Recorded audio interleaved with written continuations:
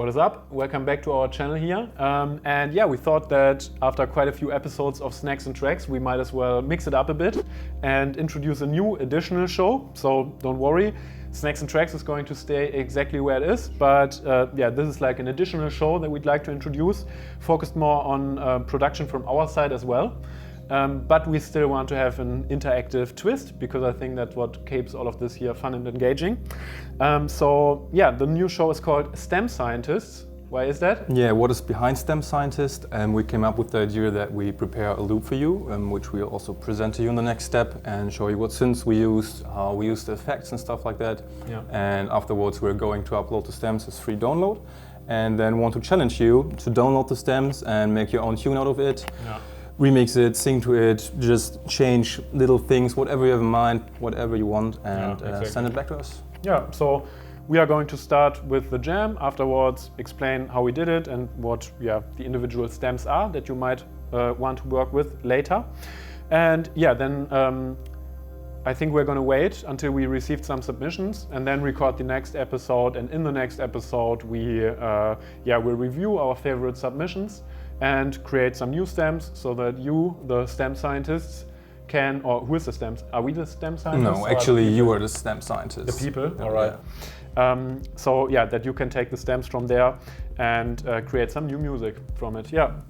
So shall we jump into the jam? Let's get into it. All right.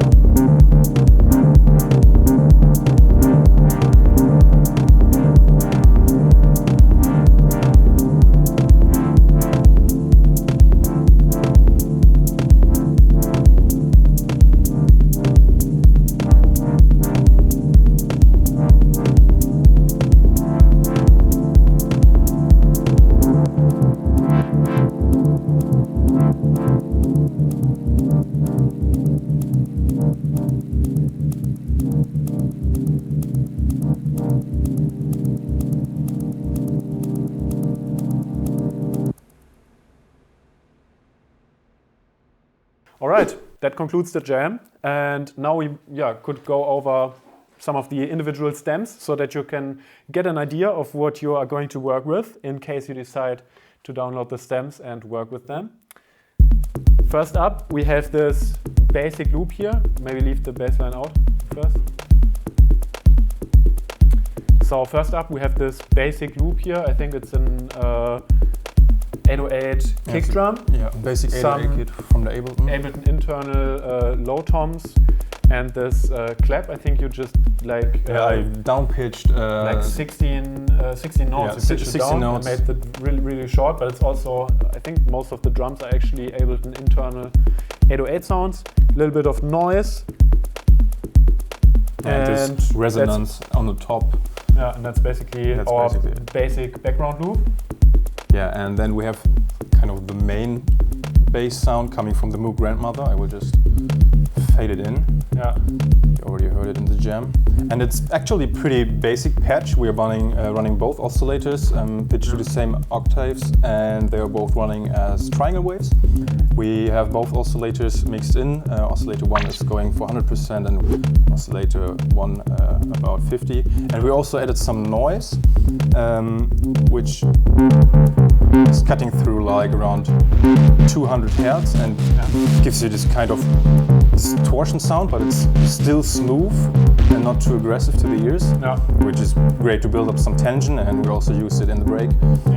And that's basically it. We have some delay and reverb added from Ableton, and that's it. And also just basically you play around with the envelope during the jam. Yeah, but just a little bit with the decay, but not too much. And that's basically just a cutoff, maybe adding a touch of resonance while jamming it.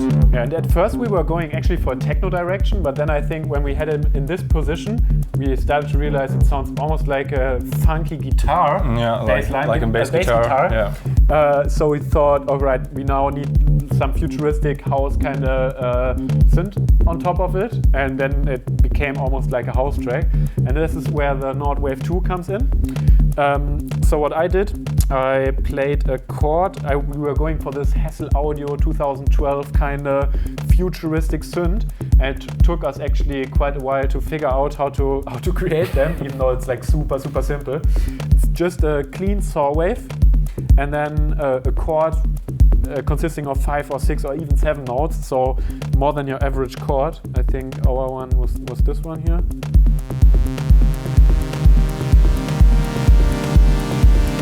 Exactly. And I don't know why it sounds futuristic. I think because it's more than 4 chords, and in the 90s, most of the synths that you would use for sounds like these, like the Juno synths or so, had I think only 4-voice polyphony. Yeah, I think so. Yeah. So you automatically get like a bit more modern sound with this. There's a little bit of sidechain compression with the kick, to make it groove a bit. To get into the groove. And then every other bar, I think you can add in the bass line, so that we can hear the harmony. And then every other bar, I just start to pitch it here. This is the Hassel Audio. Yeah.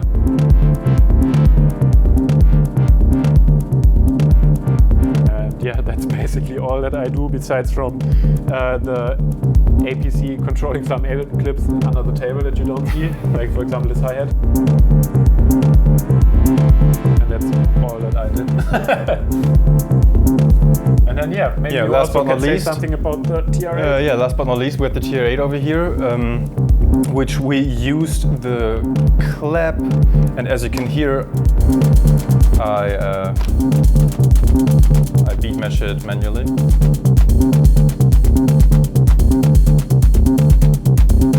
Yeah, something like this. We like to use this because it's not like perfect on point when you go through MIDI. It gives like a certain groove because it's slightly off, but it's not. It's like DJ, like with DJing. Yeah, for example. Control the exact groove, but it's not really going to run out of the groove anytime soon. Yeah, because the tempo is the exact same as with Ableton.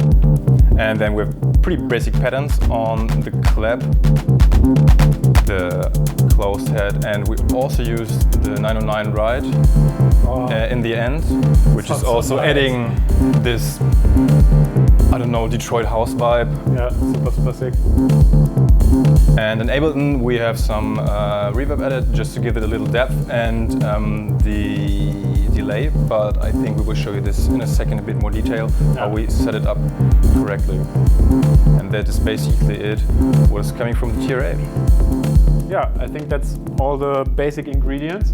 We're gonna put it into some individual stems, bounce it for you. I think maybe take some of the reverb off so that it's more flexible for you to shape the sound in whatever direction you like. And yeah, hope to receive some nice submissions. Yeah, I hope so too.